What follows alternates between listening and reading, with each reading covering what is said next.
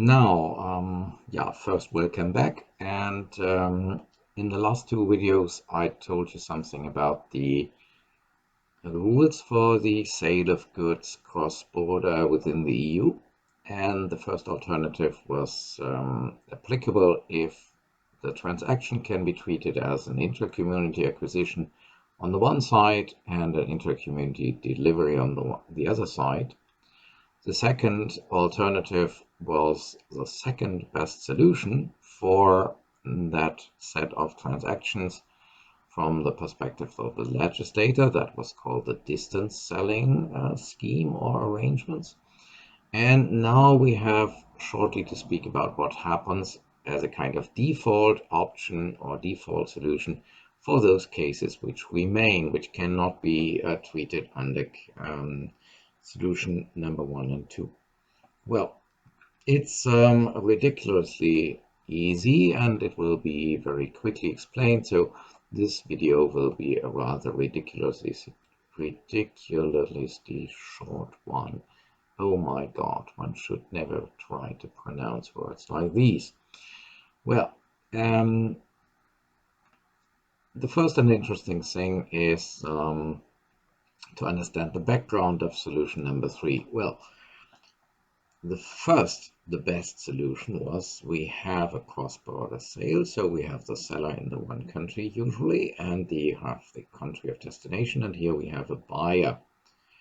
Now, the country of destination should get the tax, and in the first case, the idea was usually the buyer, or in most cases, the buyer is resident in the country of destination, so the buyer will be more able to fill out tax declarations there. So that was the idea behind solution number 1. Now, if that doesn't work because the buyer is not able to fill out forms and is not able to learn tax rules, then the second idea was we have again the country of destination. We have a seller, we have a buyer. The country of destination should get the tax. Now the buyer is not a suitable taxpayer, so only the seller remains, and so the seller was appointed taxpayer to the country of destination. That was the idea behind the distance selling rules. So taxpayer is the seller.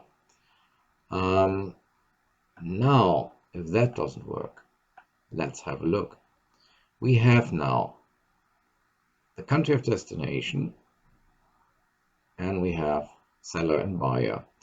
The buyer was not able to pay taxes. The seller also not able to pay taxes. So every potential taxpayer who could pay to the country of destination is eliminated.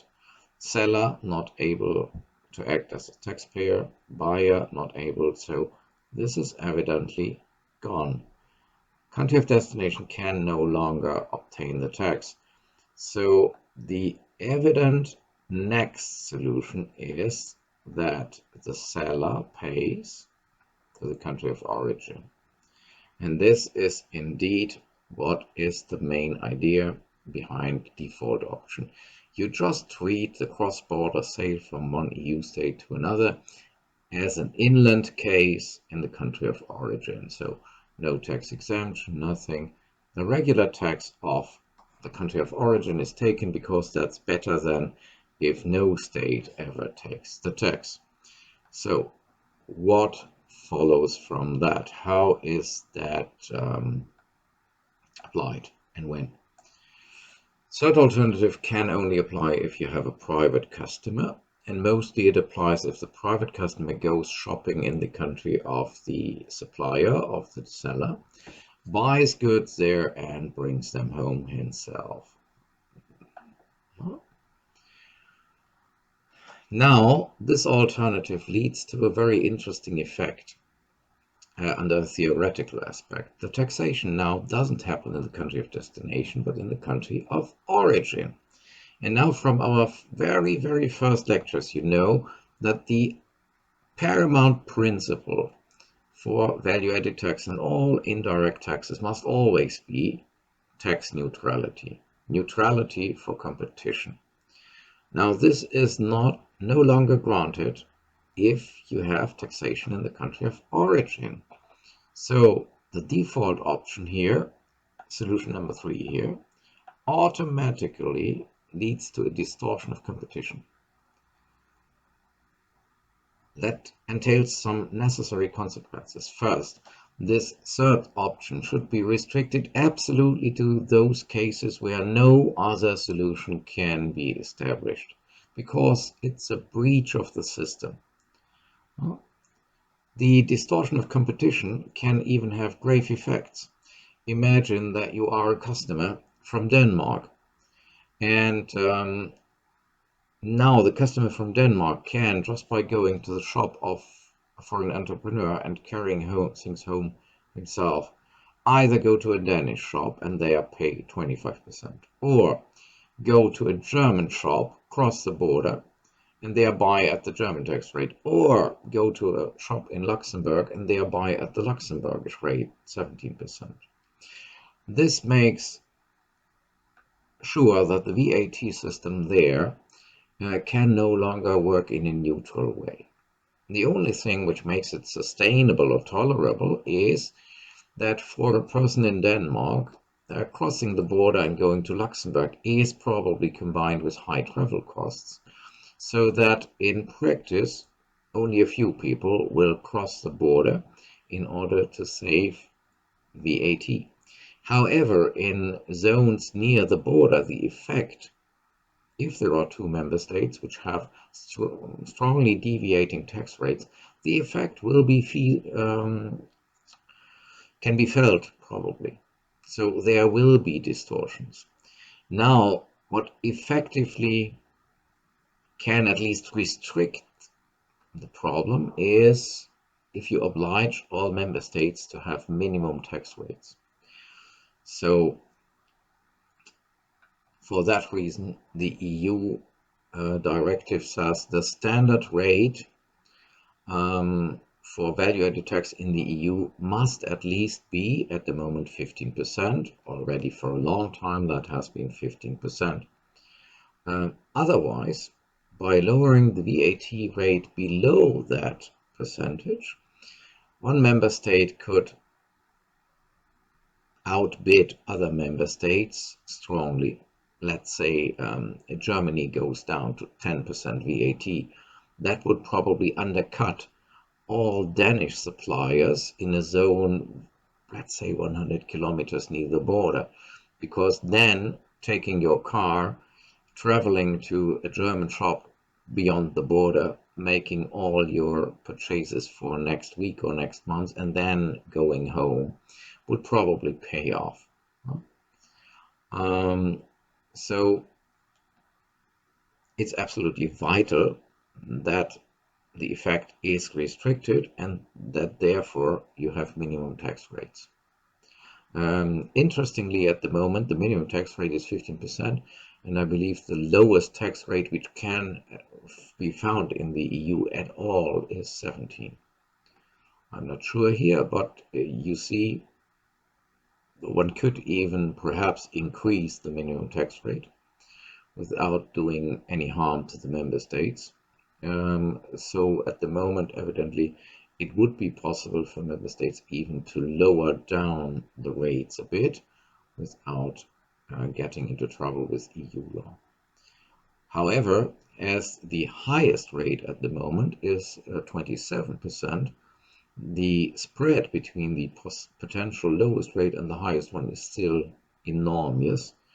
But one has renounced on setting a highest rate because one said, okay, if a state sets a very high rate, then competition, then we don't need a legal top rate, because competition will automatically give incentives to that state who, let's say, wants to take 30% value-added tax, because then they will have so strongly negative effects on their sales to private consumers by that competition effect, that for them there is a very strong incentive not to increase the rate so highly, no, to such a high amount. If you have a case where a first glance says, okay, it's not an intra-community acquisition, intra-community delivery case, it's also not a distance selling case, then the solution of such a case in an exam case or whatever is technically absolutely simple, because it's simply qualified as an inland case. Somebody sells something to a customer at the inland tax rate and nothing happens. So if a German private person goes to Luxembourg and buys cigarettes there for 100 euro plus VAT and carries them home in his car, then the solution will be simple. Taxability, if you use German law to test it, it's 1.1 number 1. The seller is an entrepreneur, acts within his enterprise activities for consideration, makes a delivery because cigarettes are tangible goods on the place of delivery. This is where the transport of the goods begins, that is in Luxembourg. Luxembourg is not a part of the German inland, so it's not taxable in Germany, but in Luxembourg. Tax exemption will be the next step. If we assume that the Luxembourgish list of tax exemption is relatively similar to the German one, you can take a look to paragraph 4 and apply it by analogy to have some idea if an exemption might be possible.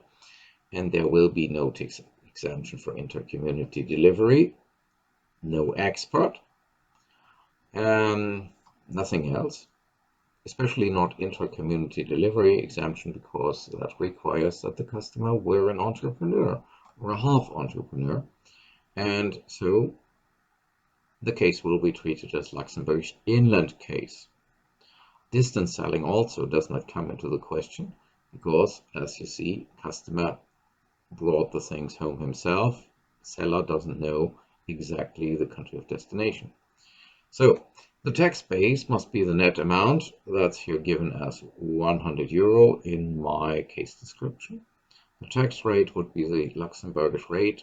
At the moment, I believe 17%. That's 2022. I don't know when you listen to that video. Perhaps in 100 years, then it might have changed. So you have an advantage of 2 euro over the same purchase done in Germany. As tobacco bears also other indirect taxes like tobacco tax, the price difference will even be higher. Taxpayership, everything else, that is simply determined by Luxembourgish law. It does not matter for us. The decisive thing is that would be how it is done. And as I told you, as this third solution, inland treatment, brings along a distortion of competition, one will probably have to look to certain peculiar cases which require some special treatment. And also within the other two steps, there are the one or other peculiar cases where the normal rules cannot be applied as they are written down in the usual case. So there is a list of some specific cases where these 3 steps require some modified solution or some extra rules, and we are going to talk about that in the next video. Thanks for watching this small little video here, and hope to see you back soon for the next one. Goodbye.